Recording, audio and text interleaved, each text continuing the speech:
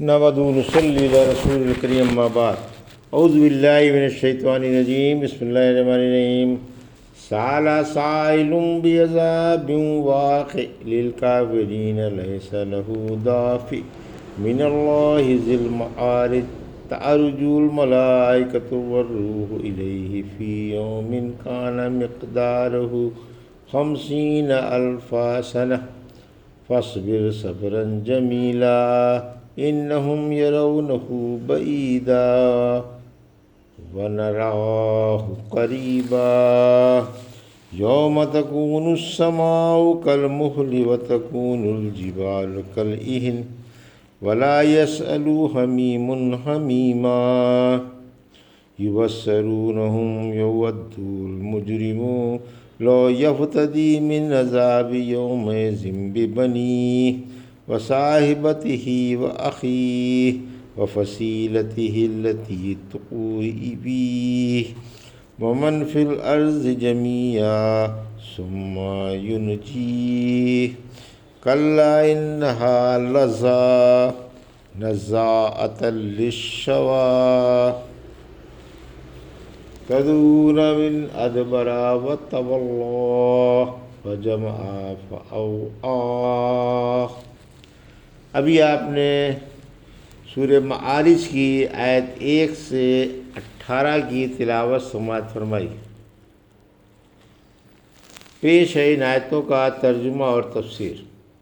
بترتیب مصحف یہ 80ویں اور بترتیب نزول 89ویں سورہ ہے، اور یہ مکی سورہ ہے۔ اس میں 44 آیتیں اور 2 رکوع ہیں۔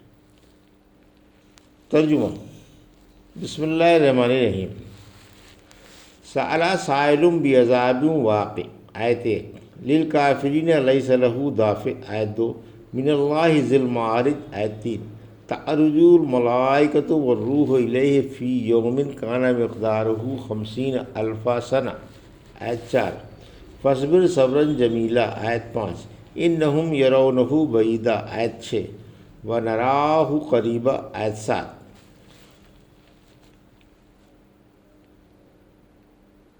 میں اللہ کے نام سے شروع کرتا ہوں جو بڑا مہربان و شفیق ہے۔ ایک سائل نے اس عذاب کا سوال کیا جو صاحب مراتب اللہ کی طرف سے کافروں پر اترنے والا ہے اور جسے کوئی ٹالنے والا نہیں۔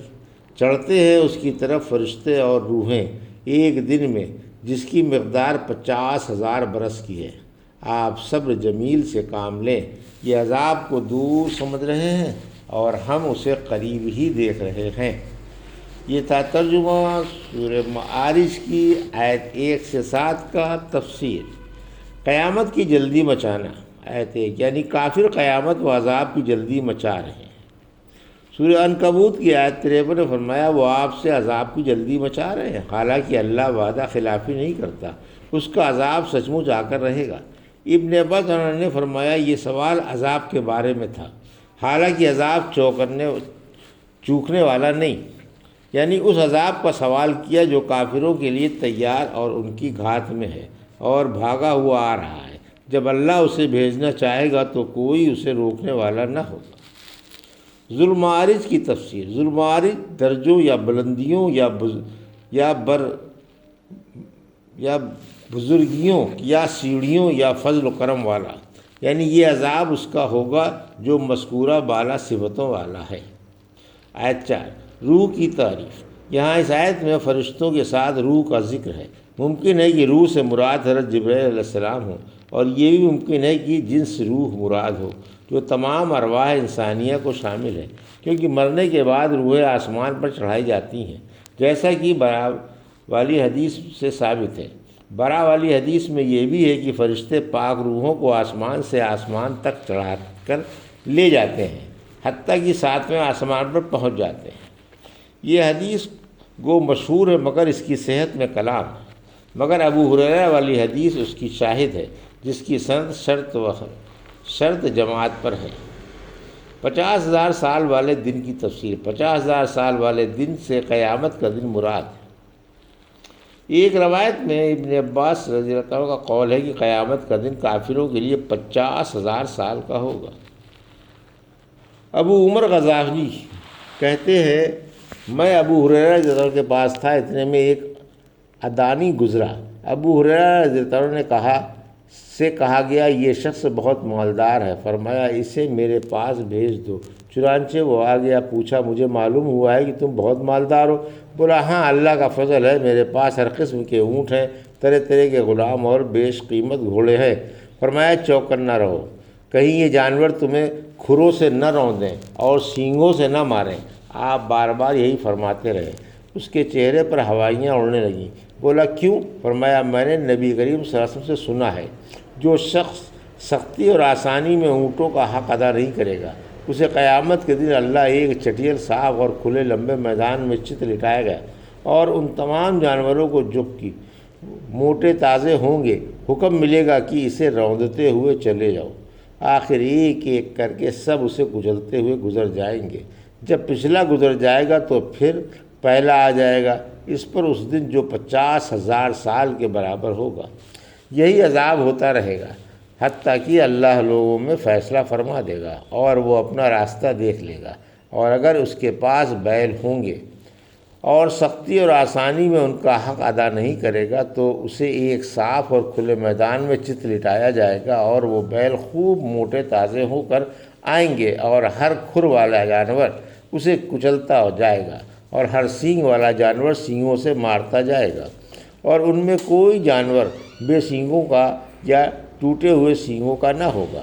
جب اس پر سب سے پچھلا جانور گزر جائے گا تو پھر پہلا آ جائے گا۔ یہی عذاب اس پر 50,000 سال والے دن ہوتا رہے گا حتیٰ کہ لوگوں کے درمیان فیصلہ ہو جائے گا اور وہ اپنی راہ دیکھ لے۔ یہی حال بکریوں کا ہوگا۔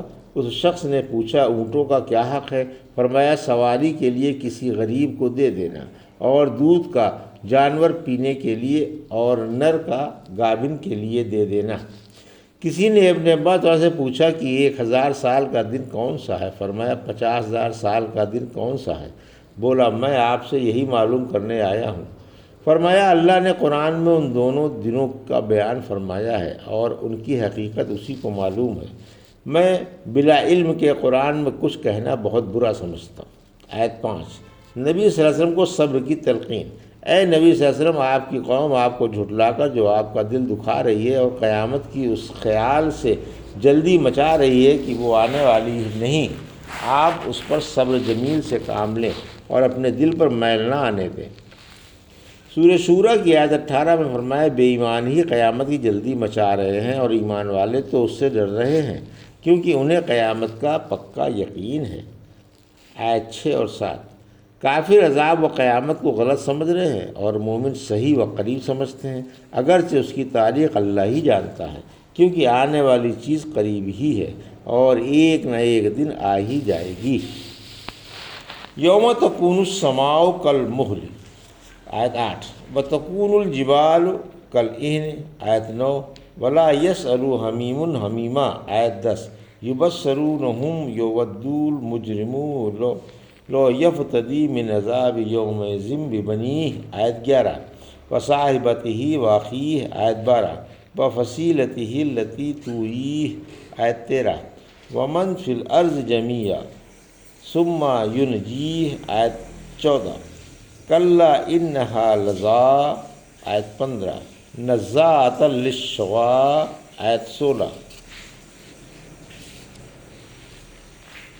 تدعو من ادبر وتولیٰ۔ آیت 17 وجمع فاوعیٰ۔ آیت 18 ترجمہ: جس دن آسمان تیل کی اور گاد کی طرح اور پہاڑ رنگین اون کی طرح ہو جائیں گے اور کوئی دوست کسی دوست کو نہ پوچھے گا، جبکہ ایک دوسرے کو دکھلا بھی دیے جائیں گے، اس دن مجرم آرزو کرے گا کاش وہ اپنے بیٹوں کو، بیوی کو، بھائی کو، کنبے کو جو اسے پناہ دیتا تھا اور زمین کے تمام لوگوں کو فدیے میں دے کر عذاب سے اپنی جان چھڑا لے، مگر ایسا ہرگز نہ ہوگا۔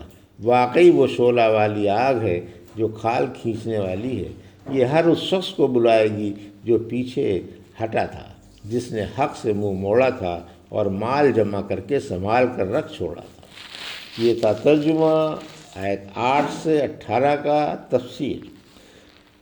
یعنی جس عذاب کی جلدی ہے وہ اس دن آئے گا جس دن آسمان تیل کی گاد کی طرح ہو جائے گا آیت 9، اور پہاڑ دھنی ہوئی اون کی طرح ہوں گے۔ سورہ قاریہ کی آیت 5 میں فرمایا اور پہاڑ دھنی ہوئی اون کی طرح ہو جائیں گے۔ آیت 10، قیامت کے دن ہر ایک کو اپنی اپنی پڑی ہوگی۔ اس دن کوئی عزیز و دوست کسی عزیز و دوست کو نہ پوچھے گا، پریشان حال دیکھنے کے باوجود بھی کوئی کسی کا حال نہ پوچھے گا اور کترا کر نکل جائے گا۔ ہر شخص کو اپنی اپنی پڑی ہوگی۔ ایسے ہول ہوں گے کہ ہر ایک خود فراموش و بے خبر ہوگا۔ ابن عباس نے فرمایا جان پہچان والے پہچاننے کے باوجود کترا جائیں گے۔ سورہ عبس کی آیت 37 میں فرمایا اس دن ہر ایک کی ایسی حالت ہوگی جو اسے خود فراموش بنا دے گی۔ آیت 14، آخرت میں فدیہ بھی نامنظور ہے۔ آج فدیہ قبول نہ ہوگا اگرچہ کوئی روئے زمین کے باشندے یا دنیا کا تمام خزانہ لے آئے۔ وہ ایسا نازک دن ہوگا کہ انسان اپنے جگر پاروں کو بھی، بھائی بہنوں کو بھی، محبوب بیوی کو بھی اور خاندان والوں کو بھی فدیہ میں دینا چاہے گا، بلکہ اس کی یہ خواہش ہوگی کہ تمام دنیا جہنم میں ڈال کر مجھے بچا لیا جائے، مگر یہ تمنا فضول ہے۔ جڑیں اور شاخیں بطور فدیہ کے حاضر مگر قابل پذیر آئی نہیں۔ آیت 15-16، آج فدیہ نامنظور ہوگا۔ آج تو اس کے سامنے بلند و خوفناک اور شعلے مارنے والی آگ ہوگی جو کھال جھلس کر اتار پھینکے گی اور کھوپڑی پلپلی کر دے گی۔ جہنم کی آگ کے خواص، جہنم کی آگ ہڈیوں سے گوشت الگ کر دے گی، رگ پٹھے کھینچنے لگیں گی، ہاتھ پاؤں اینٹھنے لگیں گے، پنڈلیاں کٹتی معلوم ہوں گی، نہ صرف چہرے کو بلکہ ہر عضو کو مسخ کر دے گی، ہڈیوں کا بھوس بنا دے گی اور جسم کی رگ رگ پھونک ڈالے گی، صرف دل باقی رہ جائے گا۔ آیت 17-18، مال جوڑ کر رکھنے کی مذمت۔ یہ خوفناک آگ اپنے فرزندوں کو جن کو اللہ نے جہنم ہی کے لیے پیدا کیا تھا کہ دنیا میں آ کر ادھم مچائیں اور دوزخ کے عمل کریں، خطیبانہ انداز سے پکارے گی، پھر انہیں پرندے کی طرح ایک ایک کر کے چن لے گی، کیونکہ انہوں نے دنیا میں دل سے حق جھٹلایا تھا، نیکیوں سے دل چرایا تھا اور مال جوڑ جوڑ کر رکھا تھا، نہ اللہ کے حقوق کی پرواہ کی تھی اور نہ لوگوں کے حقوق کی۔ ایک حدیث میں ہے کہ سنبھال سنبھال کر نہ رکھ ورنہ اللہ بھی تجھ سے سنبھال کر رکھ لے گا۔ یہ تھا سورہ معارج کی آیت 1 سے 18 کا ترجمہ اور تفسیر جو ابھی آپ نے سماعت فرمائی۔ بارک اللہ لی و لکم فی القرآن الحکیم ونفعنا ایاکم بآیات الذکر الحکیم۔